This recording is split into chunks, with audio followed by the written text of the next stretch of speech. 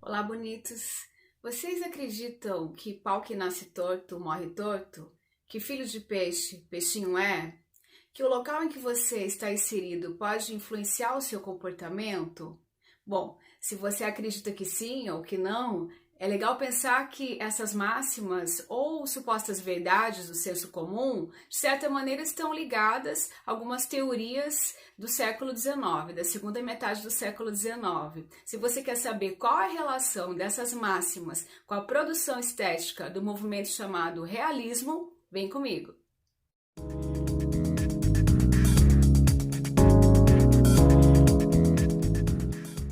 A Revolução Industrial vai trazer para o século XIX mudanças significativas. As invenções, como a máquina a vapor, o telégrafo, a multiplicação de máquinas, o dinamismo do comércio, vão fazer com que haja crença na prosperidade econômica. No entanto, para que essa indústria pudesse funcionar, há necessidade de mão de obra trabalhadora, ou seja, vai ser necessário que haja o proletariado. Então, nós teremos divisão de classe. De um lado, a burguesia e do outro lado, o proletariado, que será empurrado para a miséria e para a pobreza. Nesse contexto, não há mais como se idealizar esse público burguês, tão idealizado no romantismo. Não há mais herói, não há mais subjetividade. É preciso olhar para a realidade de forma crítica, como uma maneira de fazer denúncia social a partir dos problemas que devem ser encarados de forma racional, de forma científica.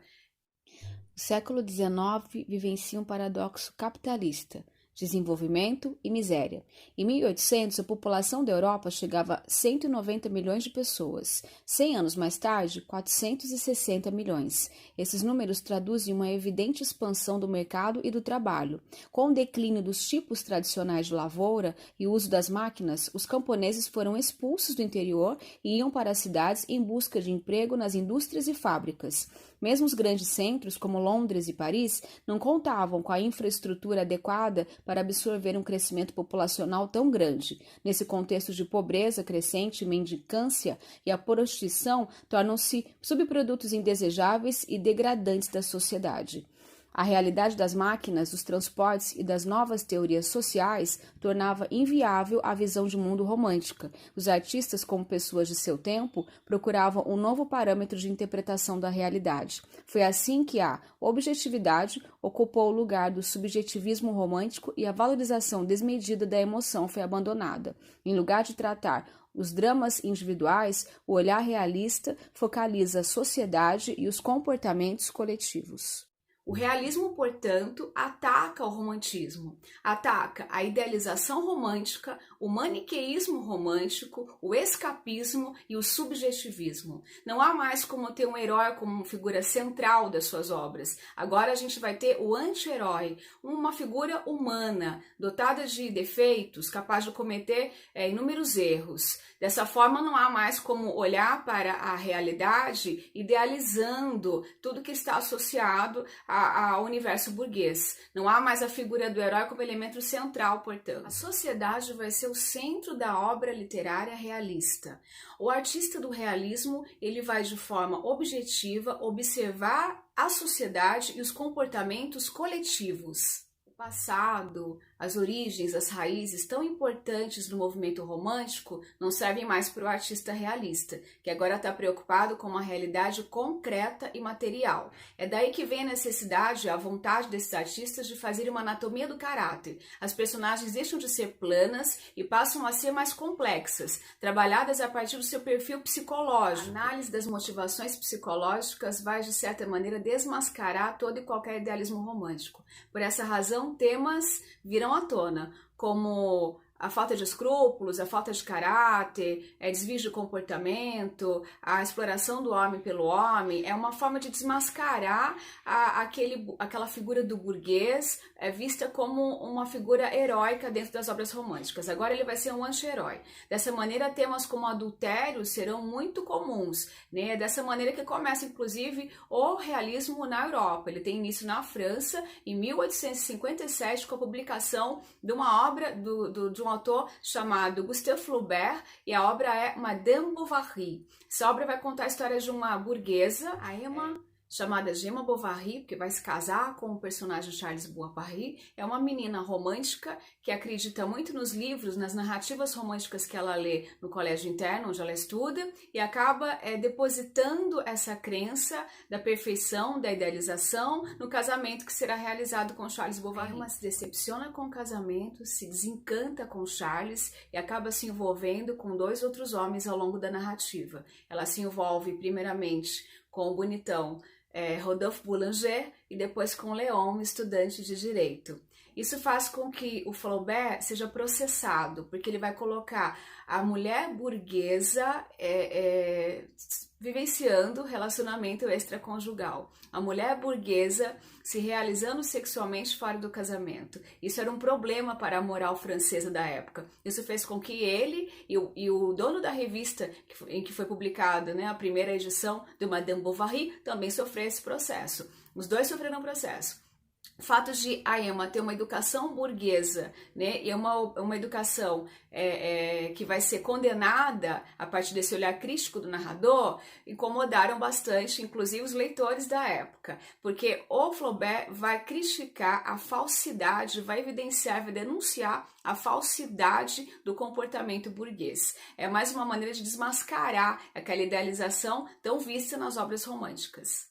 Temas como a imoralidade ou a hipocrisia dessa classe, a classe dominante, a classe burguesa, serão encontrados em obras não apenas como o Madame Bovary, que dá início ao realismo na França, mas também em obras como Memórias Póstumas de Brás Cubas, que dá início ao realismo no Brasil, em 1881, ou em outras obras como Dom Casmurro, do próprio Machado de Assis, ou Primo Basílio, do Eça de Queiroz, que vão premiar esse ambiente burguês, fazendo as suas denúncias e desvendando esse caráter, os jogos de interesse, entre outras questões que vão ser aqui desvendadas, desnudadas aos olhos do leitor.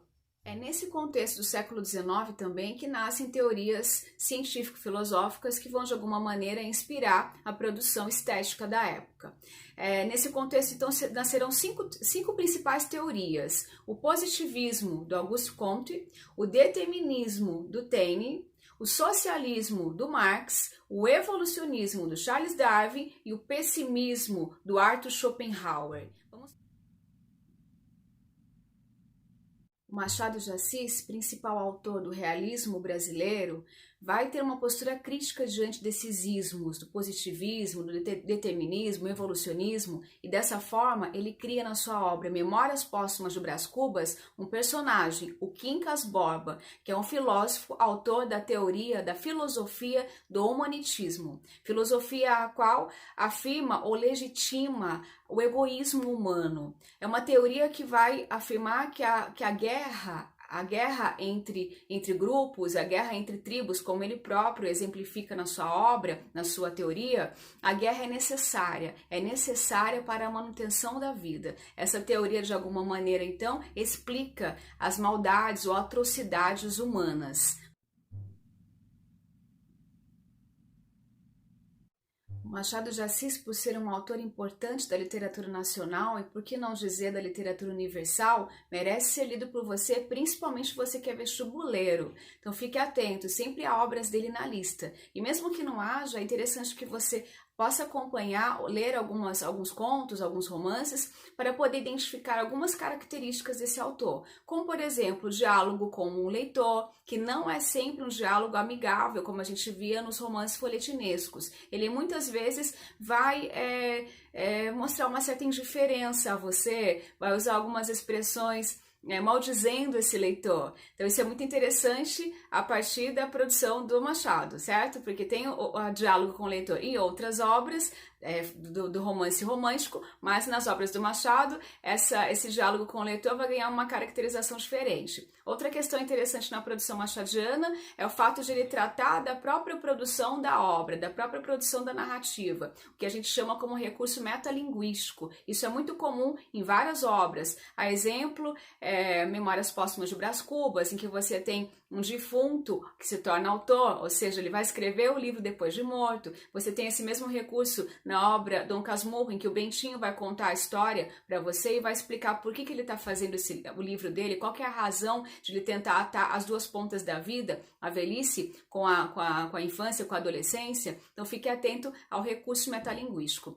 Além do diálogo com o leitor, além do recurso metalinguístico, também fique atento ao fato de o Machado usar um sincretismo estilístico. O que isso significa? Que ele vai mesclar na sua produção características de outros movimentos literários, embora a obra dele seja categorizada como realista, você pode conseguir perceber que ele antecipa algumas características do modernismo, do surrealismo, por exemplo, ou de outros movimentos, até da própria psicanálise. Ele coloca algumas questões que serão discutidas apenas no século XX pelo Freud. Ele já traz isso à tona nas suas obras, em alguns dos seus contos e em alguns dos seus romances. Então fique atento a esse grande autor do século XIX, o Joaquim Maria Machado de Assis.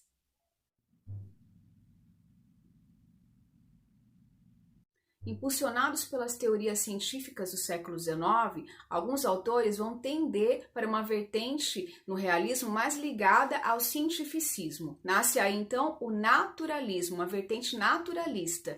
É nesse contexto que os autores vão querer evidenciar em suas obras chamadas de romances de tese, ou seja, como se fosse um romance de laboratório para tentar evidenciar as teorias deste momento, desse contexto histórico, vão tentar mostrar que os homens não estão livres das leis da natureza, ainda que sejam dotados de razão. Algumas dessas obras do romance experimental ou romance de tese vão ganhar destaque, como é o caso do Cortiço, escrito pelo autor Aloysio Azevedo. Nesse romance, os personagens vão ser colocados numa condição animalizada. Os personagens naturalistas muitas vezes serão movidos pelos desejos sexuais ou por seus impulsos. Logo no comecinho do livro Cortiço, você consegue perceber essa caracterização animalizada das personagens. Vamos ver um trechinho? Eram 5 horas da manhã e o Cortiço acordava abrindo não os olhos, mas a sua infinidade de portas e janelas alinhadas. No confuso rumor que se formava, destacavam-se risos, sons de vozes que altercavam, sem se saber onde, grasnar de marrecos, cantar de galos, cacarejar de galinhas. Daí a pouco, em volta das bicas, era um zum-zum crescente, uma aglomeração tumultuosa de machos e fêmeas. Uns após outros, lavavam a cara incomodamente debaixo do fio de água que corria da altura de uns 5 palmos. O chão inundava-se. As mulheres precisavam já prender as saias entre as coxas para não as molhar.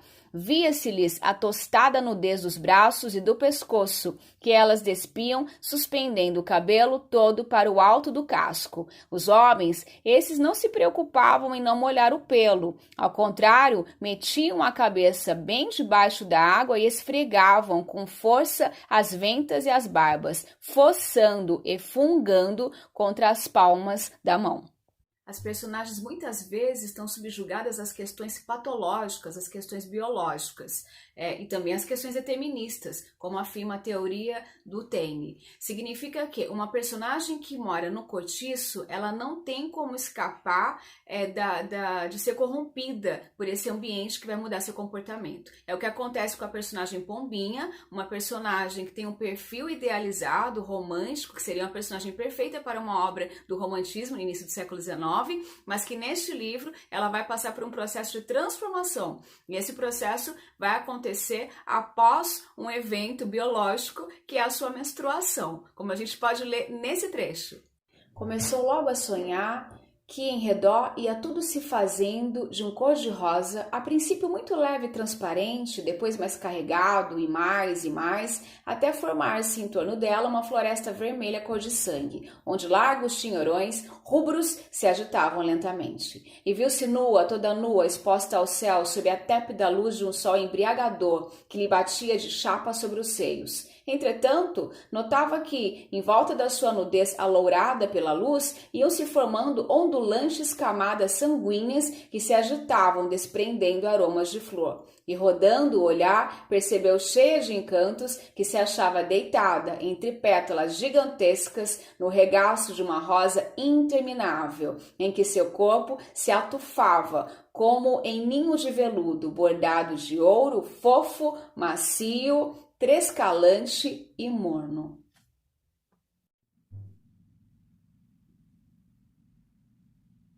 A personagem Pombinha é apenas uma das inúmeras personagens que vão, de certa maneira, comprovar as teorias científicas de que o homem tem um comportamento derivado da raça, ou do meio, ou do momento histórico. O próprio Cortiço é o grande personagem da obra homônima, porque ele é um personagem que representa o coletivo. Ele sofre uma grande transformação ao longo da história, que está ligada com o seu proprietário, João Romão, que vai explorar inúmeros personagens.